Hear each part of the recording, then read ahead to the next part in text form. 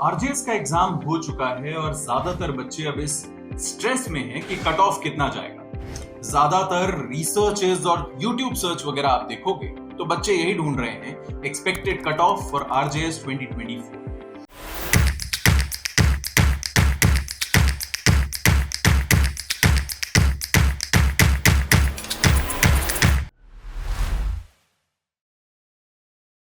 मैं आपको एक बात बता दूं कि ज्यादातर इंस्टीट्यूट्स अपने अपने तरीके से कट ऑफ अंडरस्टैंड करते हैं और उसी हिसाब से डिक्लेयर करते हैं। साथ ही साथ कई इंस्टीट्यूट्स ऐसे होते हैं जो दूसरे इंस्टीट्यूट्स को देखकर एक कट ऑफ का एस्टिमेट लगाते हैं, पर सबके अलग अलग तरीके हैं। कुछ फॉर्म फ्लोट करते हैं, कुछ बच्चों से पूछते हैं, कुछ लेवल ऑफ डिफिकल्टी देखते हैं और कई ऐसे इंस्टीट्यूट्स भी हैं जो कि सेंटर पर कितने बच्चे आए थे, पेपर कैसा आया था वगैरह सारे फैक्टर्स को कंसीडर करते हुए एक टेंटेटिव कट ऑफ निकालते हैं। पर टेंटेटिव कट ऑफ के साथ एक प्रॉब्लम है, ये एक श्योर शॉट मेथड तो है नहीं। तो अगर मान लीजिए मैं ये कह दूं कि 100 में से 80 कट ऑफ आएगा तो क्या आपके 75 आए हैं आप पढ़ना छोड़ देंगे? हम लोगों ने ये बहुत बार देखा है कि कट ऑफ बहुत कॉमनली एक्सपेक्टेड से थोड़ा ऊपर नीचे होता है और कई बच्चे इसी बात से घबराए रहते हैं कि हम इन है या आउट।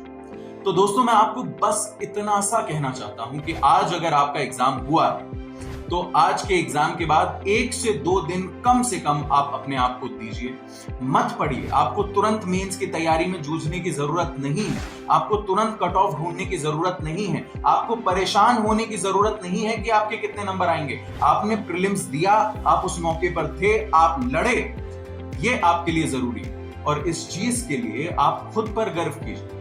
1-2 दिन लीजिए, रिलैक्स कीजिए, ईज आउट हुई और उसके बाद इस चीज पर दिमाग लगाइए।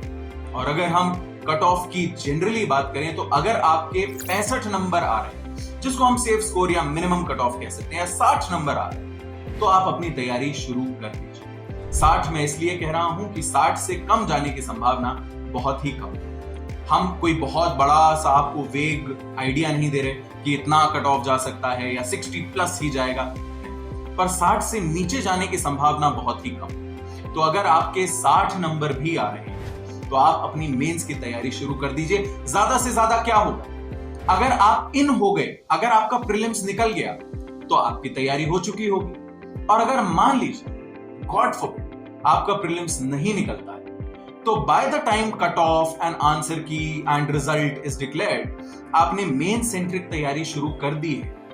ये तैयारी कभी वेस्ट नहीं जाती। तैयारी, पढ़ाई, रिसर्च, ये चीजें कभी वेस्ट नहीं जाती।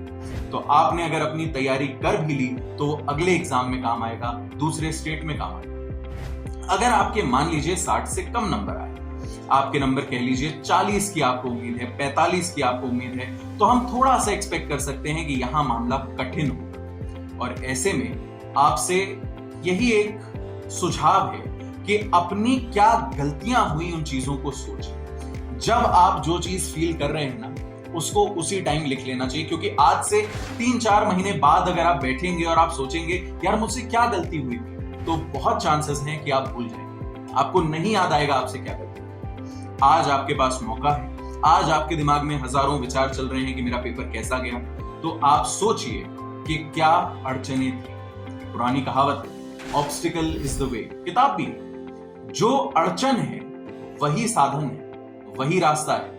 अगर आपको पता है कि आपने ज्यादा टेस्ट नहीं दिए थे तो यही रास्ता है, आप टेस्ट दीजिए।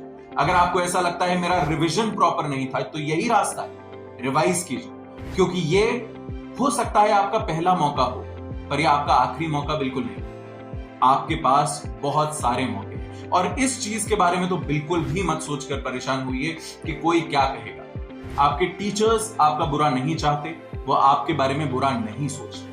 आपके पेरेंट्स भी आपका भला चाहते हैं, अगर वो डांटते भी हैं तो आपके भले के लिए। और उसके अलावा अगर कोई कुछ कह रहा है तो उसकी आपको चिंता करने की जरूरत नहीं। लोग हमारे बारे में इतना नहीं सोचते जितना हम सोचते हैं कि वो सोचते हैं। इस बात को ध्यान रखिए और अपनी तैयारी में जुट जाइए। यही एक मैसेज देने के लिए आज का ये वीडियो था। Thank you so much, all the best.